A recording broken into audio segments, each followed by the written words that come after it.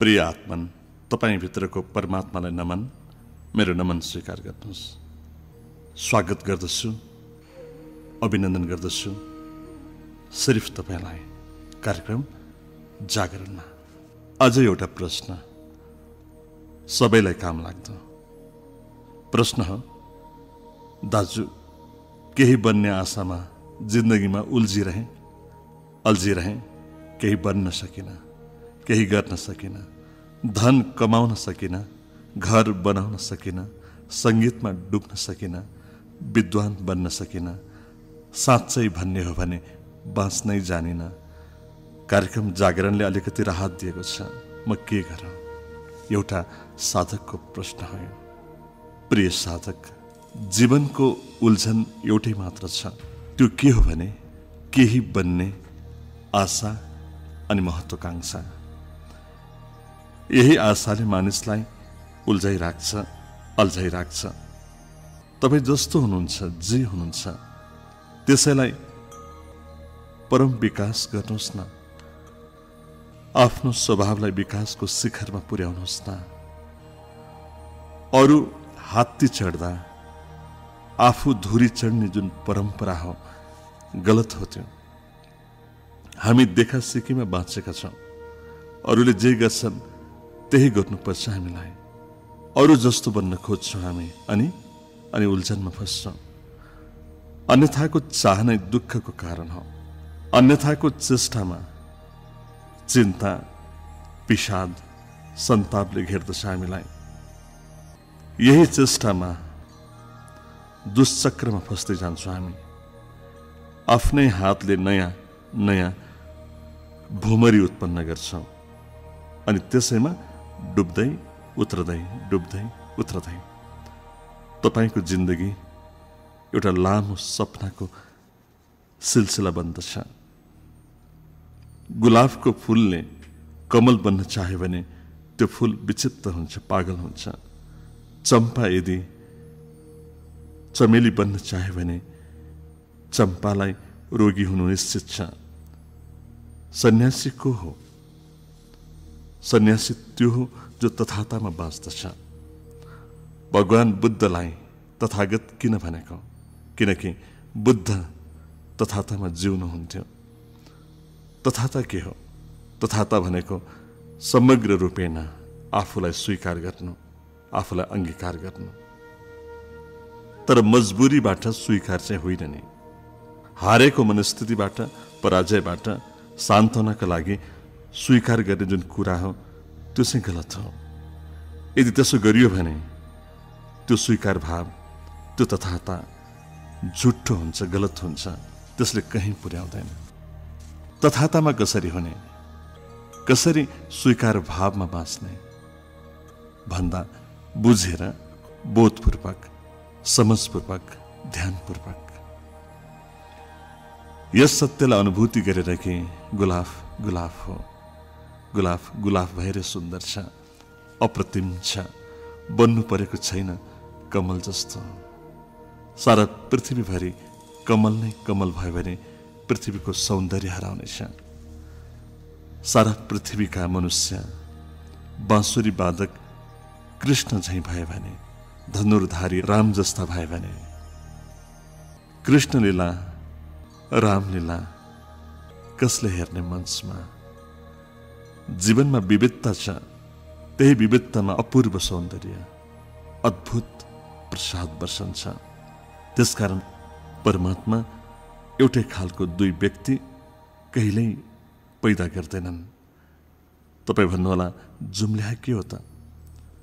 जुम्ल्या पनि ठ्याक्कै उस्तै हुँदैन मित्र।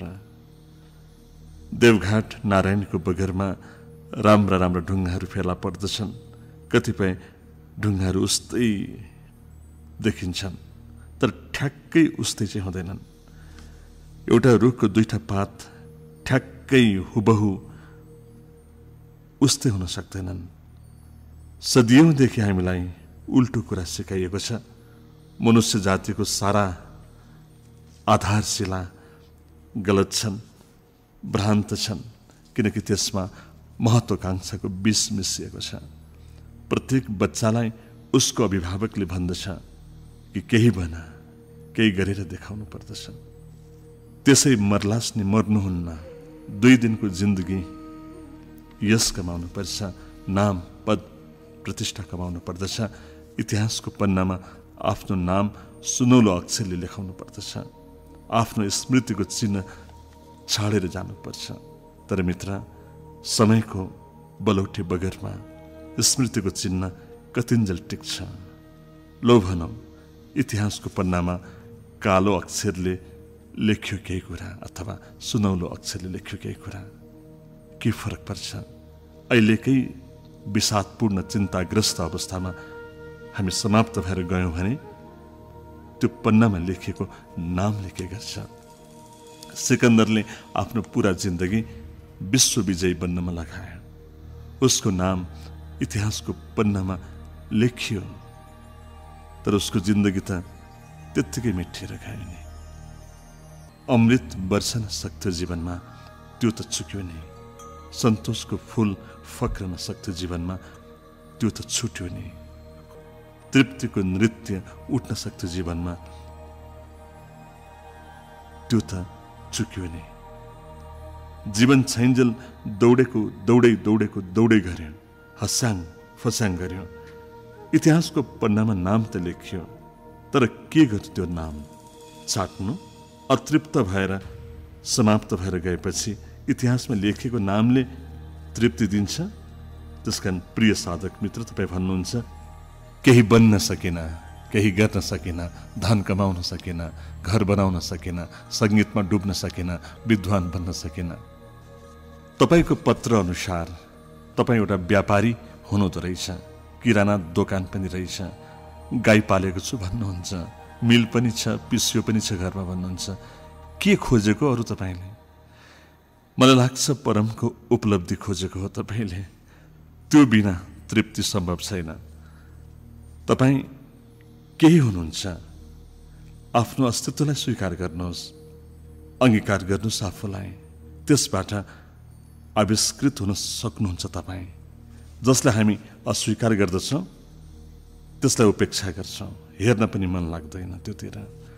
शत्रुलाई हेर्न मन लाग्छ, जति सुकै राम्रो होस् न शत्रु हेर्नै मन लाग्दैन। परबाट आउँदैछ शत्रु भने ओरेबाट टाप कस्न मन लाग्छ, कुलेलाम ठोक्न मन लाग्छ कि कसो। अरू जस्तो बन्ने वा कोही जस्तो बन्ने, केही बन्ने भनेको के हो? आफ्नो वर्तमान अस्तित्वलाई अस्वीकार गर्नु हो। अनि ऊ आफैसँग डराउन थाल्छ, आफैसँग भाग्न थाल्छ, बाहिर जताततै उल्झन्छ, तर आफूबाट वञ्चित रहन्छ। वास्तवमा जीवनको सार भनेको, तत्त्व भनेको आफू हो, सेल्फ। त्यसकारण सबभन्दा पहिला स्वीकार गर्नुहोस् आफूलाई एकदम आनन्दपूर्वक, अङ्गीकार गर्नुहोस् आफूलाई एकदम अभावपूर्वक, कृतज्ञतापूर्वक स्वीकार गर्नुहोस् आफूलाई। यही नै जागरणको मूल शिक्षा पनि हो। जागरणले तपाईँलाई फोस्रो महत्त्वाकांक्षाबाट मुक्ति दिलाउन चाहन्छ। जो महत्त्वाकांक्षाबाट मुक्त हुन्छ ऊ संसारबाट पनि मुक्त हुन्छ। जागरणले भन्दैन कि तपाईँ संसारबाट भाग्नुहोस्, आवश्यक छैन, बिल्कुल भाग्नु पर्दैन। तर आफ्नो महत्त्वाकांक्षाप्रति जाग्नुहोस्, महत्त्वाकांक्षाको पागलपनलाई गिर्न दिनुहोस्। जे छ त्यसमा मस्त हुनुहोस्, रसमग्न हुनुहोस्। जे पाउनु भएको छ त्यसको लागि परमात्मालाई धन्यवाद दिनुहोस्, शिकायत नगर्नुहोस्, बरु अनुग्रहको अनुभूति गर्नुहोस्। अनि के हुन्छ थाहा छ? तपाईँको हृदयबाट प्रार्थना स्वतः उठ्नेछ। जुन प्रार्थना हिन्दू हुने छैन, मुसलमान हुने छैन, बौद्ध, सिख, जैन, इसाई हुने छैन, सिर्फ प्रार्थना हुनेछ। शब्द पनि हुने छैन त्यो प्रार्थनामा, सिर्फ भावको अर्चना हुनेछ, सिर्फ मौनको गीताञ्जली हुनेछ।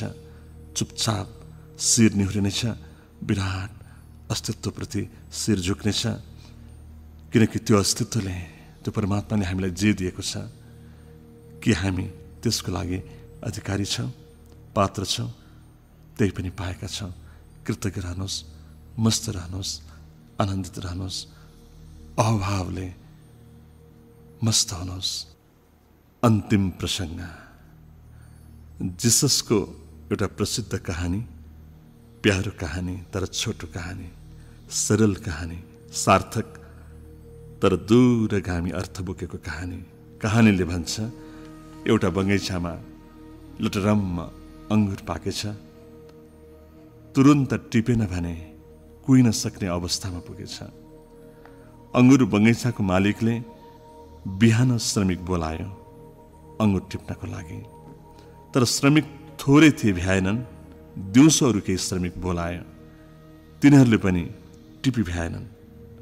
अनि साँझ पनि केही श्रमिक बोलायो, बल्ल टिपी भ्याइयो अनि पारिश्रमिक दिइयो। तर अचम्मैसँग दियो पारिश्रमिक पनि। 25 दिनार कबुल गरेको थियो बिहान आएका श्रमिकहरूलाई, तर सबैलाई 50-50 दिनार दिएर पठायो। बिहान र दिउँसो आउने श्रमिकहरू झस्किए, रिसाए र एकै स्वरमा भने, क्या हो यो? हामी बिहानदेखि पसिना चुहाइकन काम गर्ने, हामीलाई पनि 50 दिनार, अघि भर्खर आउनेलाई पनि 50 दिनार। अन्याय भएन? अत्याचारको पनि एउटा सीमा हुन्छ नि। श्रमिकको कुरा सुनेर अङ्गुर बगैँचाको मालिक हाँस्यो र भन्यो, एउटा कुरा भनौँ तपाईँहरूलाई, मैले जुन पारिश्रमिक तपाईँहरूलाई दिएँ त्यो बिहान कबुल गरेको भन्दा कम छ? त्यो त छैन, दोब्बर छ। त्यसो त 25 दिनार मागेका थियौँ हामीले, 25 दिनार पाएका छौँ। श्रमिकहरूले एकै स्वरमा भने। उसो भए मलाई धन्यवाद दिनुहोस् न त तपाईँहरू, शिकायत किन गर्नुहुन्छ? आफूले बढी पाएकोमा धन्यवाद दिनु त कता हो कता, अरूले बढी पाएकोमा शिकायत पो गर्नुहुन्छ। मेरो सम्पत्ति म जेसुकै गरौँ, तपाईँलाई के को चासो? तपाईँलाई किन कष्ट? प्रिय मित्र, शिकायत नगरौँ, बरु धन्यवाद ज्ञापन गरौँ, कृतज्ञता अर्पण गरौँ। आफ्नो अपात्रताको बावजुद पनि यतिको धेरै पाएका छौँ, शरीर मिलेको छ, एउटा तृप्तिको बोध उठेको छ। अवश्य पनि एक दिन तृप्तिले आच्छादित हुनुहुनेछ, आप्लावित हुनुहुनेछ। कथाको सार यही हो। आत्मविजयको लागि प्रयास गरौँ। कसैलाई आत्मविजय असम्भव झैँ लाग्दछ भने सुनौ यो प्रसङ्ग। अमेरिकाको इन्जिनियर पेरी, जसको उमेर त्यस बेला 90 वर्षको थियो, ऊ हजारौं किलोमिटर बरफमा हिँडेर हजारौं फिट अग्लो हिउँको पर्वतलाई काठी काठी गोडा राख्ने ठाउँ बनाउँदै चढ्दै ओर्लदै पृथ्वीको उत्तरी ध्रुवमा पुगेर अमेरिकाको झण्डा गाडिदियो।